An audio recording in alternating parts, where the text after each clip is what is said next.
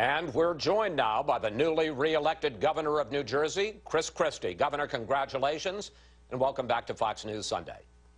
Thanks for having me, Chris. I'm happy to be here.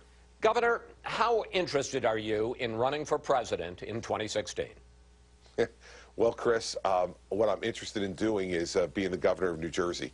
And the fact is, we've got a lot of things to do, a lot of things to focus on. And I know everybody's going to be speculating about what may come in my future and lots of other people's future in our party. But the fact is, I'm focused on being the governor of New Jersey and being the chairman of the Republican Governors Association. I think those two jobs will keep me pretty busy over the next year. All the same, you did some things on Election Day that national Republicans could only dream of, and let's take a look at those. You won 57% of women, 51% of Hispanics, and 32% of Democrats. And you said the reason is because in New Jersey you've worked with the other side to get things done. I know that if we can do this in Trenton, New Jersey, maybe the folks in Washington, D.C. should tune in their TVs right now, see how it's done. Governor, what do folks in Washington, especially Republicans, need to do differently if they want to start winning more elections? Well, I think it applies to everybody, Chris, because as I've said before, I think there's plenty of blame to go around in Washington to both parties. The fact is they need to get the job done. That's what people want. And what our election was about was a record that showed them we could get the job done. 143,000 new private sector jobs, reform pension and benefits, slowed the growth of property taxes, cut business taxes $2.3 billion, reform teacher tenure. These are all things that we got done, and in New Jersey, with a Democratic legislature, got them done in a bipartisan way. So what I was saying on Tuesday night, what I've been saying all along, is that you can govern with the principles that I have, reforming tenure, cutting budgets. We spend less, Chris, in fiscal 14 than we spent in New Jersey in fiscal year 08 in actual dollars. I mean, we did all this in a bipartisan way, working across the aisle and getting things done. That's what people in New Jersey want, I think, which the election results show from last Tuesday, and that's what people across the country, I think, want as well. Governor, if, and I know it's an if, you do run for president, you're first going to have to win the Republican nomination. And the knock against you, which you know is that, from some parts of the party, is that you're not conservative enough. So let's do a lightning round, quick questions, quick answers on some of your positions. First of all, do you still favor comprehensive immigration reform, including a path to citizenship? Well, Chris, what I favor is fixing a broken system. And the fact is that everybody knows the system is broken. And what Congress needs to do is get to work, working with each other and the president to fix a broken system that's not serving our economy well and is not serving our country well. You also support some gun controls. Why? Well, listen, Chris, I think that, when you look at what we've done in New Jersey, we want to control violence. And some of that may involve firearms, but a lot of it doesn't. In fact, my focus has been on making sure that mental health is done in a much more aggressive way in New Jersey. Every time we see one of these incidents happen across our country, it is almost exclusively with a deeply disturbed person at the helm. And what we need to do is be much more aggressive about how we deal with mental health issues in this country. So I'm for violence control. But gun control is part of it. Well, it can be. And in New Jersey, I've signed some of those measures. But I've also vetoed measures that I thought were overreaching and not consistent with Second Amendment rights. So what it is looking at these things case by case to see, does it make common sense? Does it control violence? We need to not pander on these issues. We need to have adults in the room who make decisions based upon controlling violence in our society. You called Ted Cruz's effort to try to stop Obamacare by shutting down the government a, quote, monumental failure. You called Rand Paul's opposition to government surveillance, quote, dangerous. Meanwhile, Senator Paul this week took a shot at you for ads that you're running on New Jersey television, or ran post Hurricane Sandy. Take a look at his comment. People running for office put their mug all over these ads while they're in the middle of a political campaign.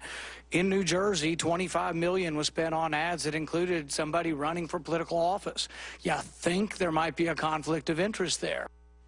Governor, what do you think of Ted Cruz and Rand Paul? Listen, you know what, Chris? What I'm not going to get into is the Washington, D.C. game that you're trying to get me into. I'm the governor of New Jersey, and I'm focused on getting things done, and I think that's why we got 61% of the vote on Tuesday night.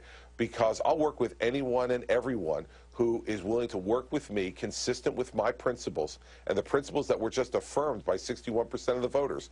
Less government spending, business tax cuts, 143,000 new private sector jobs, reformed pension and benefit system, reformed teacher tenure. You know, the rest of this stuff is just the game that gets played in Washington, which is why people hate Washington, D.C. That kind of garbage is why people don't like it, so I'm not going to get into that. Governor, as you know, there's a new political book out about the 2012 campaign called Double Down, in which it reports that Governor Romney decided not to choose you as his running mate because of too many, quote, red flags. And what they talk about are spending too much as U.S. attorney, your work as a lobbyist for the securities industry, steering government contracts to donors and allies. Your response, sir?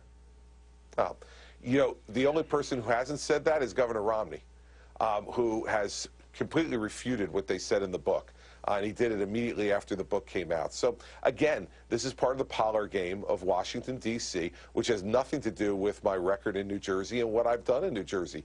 And we're proud of that record, and I'm going to continue to work really hard over the next 4 years as governor of New Jersey to make sure I continue to bring people together and accomplish things like lowering taxes, increasing private sector employment, shrinking the size of government, all the things that are so consistent with the principles of my party. Time magazine has your silhouette on the cover of the magazine this week, along with the headline, "The Elephant in the Room." And I got to tell you, Governor, more than any other question, people wanted me to ask you how you feel about that. Oh, who cares? I mean, seriously. I'm on the cover of Time magazine, you know. It is certainly not the first weight joke that has been thrown my way over the course of the last 4 years, Chris. So, you know, it doesn't matter to me.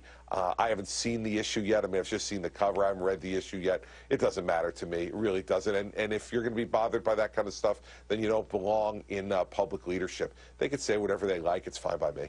Now, maybe it's the election victory because you seem very even-tempered this morning, but I think it's fair to say that over the course of your career, sometimes you have a little bit of a short temper. And I have to ask you again, and this is a presidential question, do you have the patience for, you call it the garbage, the parlor game of being picked apart by other politicians, being picked apart by us in the media for 2 years if you decide to run for president? Listen, I'm the governor of New Jersey. And if you don't think that being governor of New Jersey tries your patience, then you haven't spent enough time in my state, Chris. I am absolutely confident in my own ability to lead, and obviously so are 61% of the people in the state of New Jersey who reelected me on Tuesday night. And they reelected me because of a record that we're really proud of and because we brought people together. And, you know, at the end of the day, Chris, here's what people in Washington, D.C. don't understand. If you want to win a vote by that kind of margin, if you want to attract a majority of the Hispanic vote, if you want to nearly triple your African-American vote, you need to show up.